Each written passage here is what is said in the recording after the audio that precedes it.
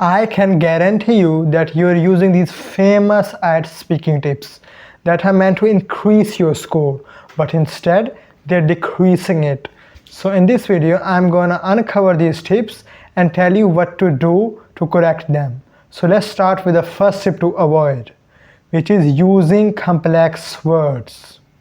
I know, this might sound counterintuitive, but hear me out. If you look at the Band 9 lexical resource, you will find that there is nowhere mentioned that you should be using complex words.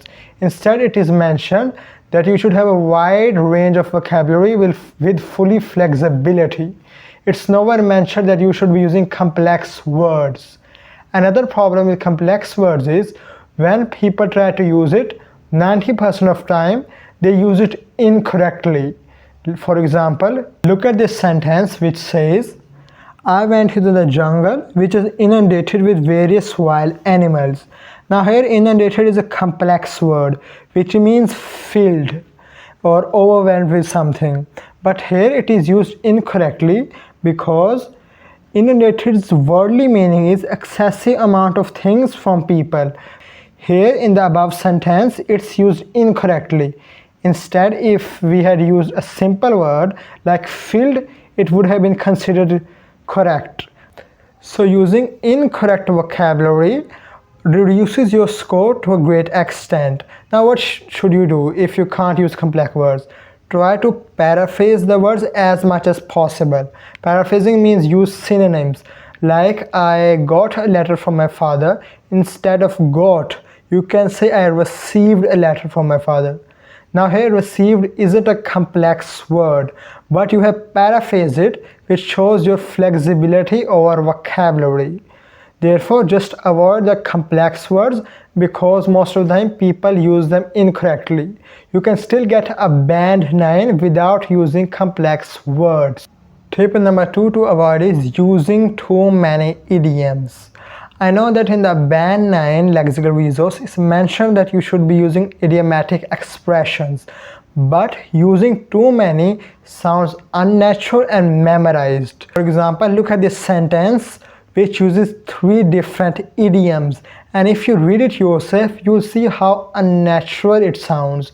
It's just like someone has memorized it and is forcefully using it between a conversation. Never a British or American speaker would use such type of idioms in a single sentence.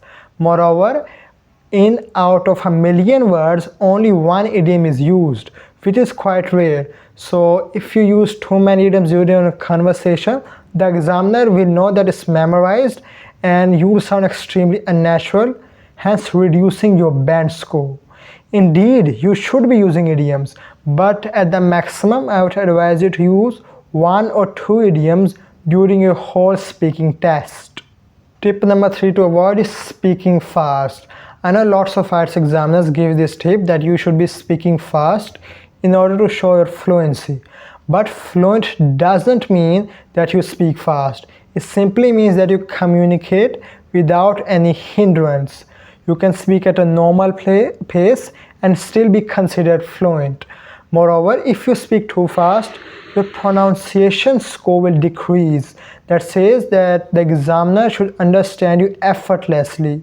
So speaking too fast will leave the examiner confused and he will mark you down for speaking too fast. Just speak at a normal pace like you're in a business meeting or at a seminar.